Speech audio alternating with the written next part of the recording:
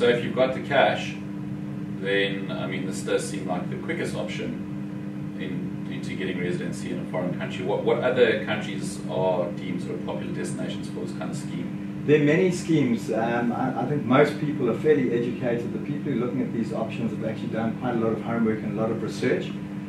There's Cyprus, there's Malta, places like St. Kitts and Nevis in the Caribbean, destinations that South Africans don't particularly understand.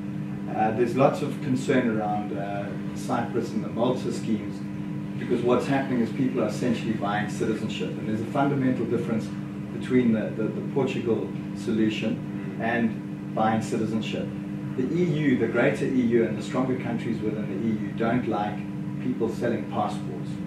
So it makes it a very easy backdoor into Europe for wealthy people who are not necessarily desirable citizens.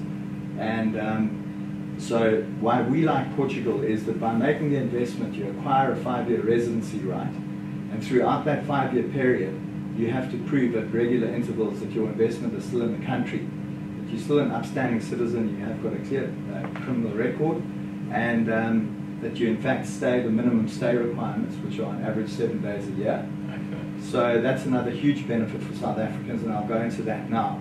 But for us, what's really important is that the route to permanent residence and ultimately citizenship fits in with existing Portuguese legislation. So it's not that the government's created a short circuit by putting capital in that they'll give you a passport. Talking a little bit about the stay requirement, that is the most important thing for South African clients, because most South Africans want to stay in South Africa. People who can afford to participate in these sort of schemes have generally got quite established businesses here. They love South Africa, but they're concerned about the future, particularly for their children. So our typical client is a well-established business person. They make the investment, they become resident, and at least they've sort of started allaying concerns about their future. Whether they're ever going to go and live permanently in Europe, I doubt it, but at least they've sort of bought themselves a plan B. And now does it work in the reverse for European investors that want to gain residency in South Africa, or is it a bit stricter here? Most countries have got schemes. South Africa is not particularly looking to give away citizenship for investment, and there are ways that investors can come into South Africa, but not per se along the same lines as these types of schemes. Okay. Now, going this route as opposed to, putting in the time, working for a company, sort of ticking all those boxes.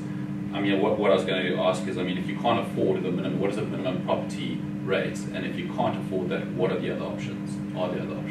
The minimum property investment here is 500,000 fresh capital into Portugal, which is a substantial amount of money. We're sitting at around 14 Rand to a euro currently, so we're looking at over 7 million Rand. There are not that many people who can just quietly drop 7 million Rand into a property in Portugal.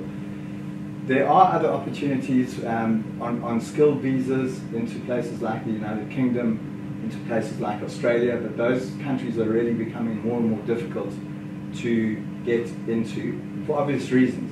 The problem that a lot of these so-called desirable destinations suffer from is they've got very attractive benefit schemes, and there are a lot of people who are trying to get into places like the UK and into Australia simply so that they can live off the benefit system.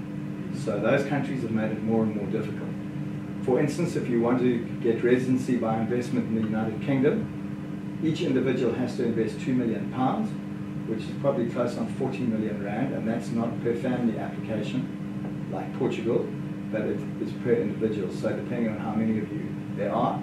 And then the other problem with that is you actually have to physically go and reside in England. Yes. So that in itself opens up to a totally different market.